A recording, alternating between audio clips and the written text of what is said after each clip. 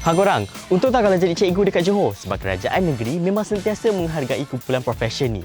Korang tahu tak bahawa setiap tahun bantuan khas untuk bilik guru konsisten diperuntukkan dalam belanjawan Johor? Meh, saya kongsikan. Usaha ini bermula pada 2022 apabila Yang Amat Berhormat Dato' On Hafiz Ghazi, Menteri Besar Johor mengumumkan peruntukan RM8.88 juta untuk menaik taraf 1,775 bilik guru, memberi manfaat kepada lebih 53,000 guru di sekolah negeri.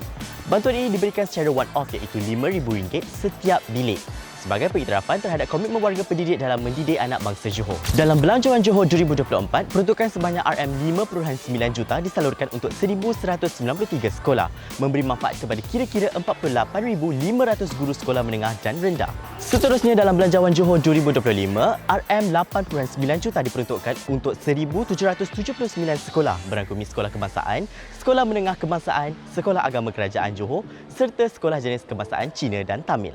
Dan tidak berhenti di situ, dalam Belanjawan Johor 2026, kerajaan mengekalkan peruntukan sebanyak RM8.9 juta Malaysia untuk 1,780 sekolah, memberi manfaat kepada lebih 54,000 guru juga di semua jenis sekolah di seluruh negeri ini. Bilik guru yang dinaik taraf bukan saja memberi keselesaan kepada guru, malah membolehkan mereka mengajar dengan lebih fokus, bersemangat dan kreatif. Pelajar-pelajar juga mendapat manfaat daripada suasana pembelajaran yang lebih positif, kondusif dan interaktif.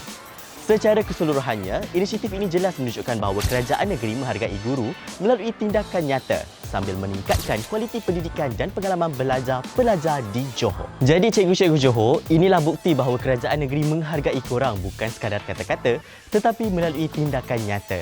Setiap bilik guru yang dinaik taraf memberi impak positif bukan sahaja kepada guru tetapi juga kepada pelajar serta menyokong masa depan pendidikan negeri Johor. Mari kita terus sokong usaha ini dan jadikan sekolah lebih bermakna untuk guru, untuk pelajar serta untuk Johor. Maju Johor, agenda kita.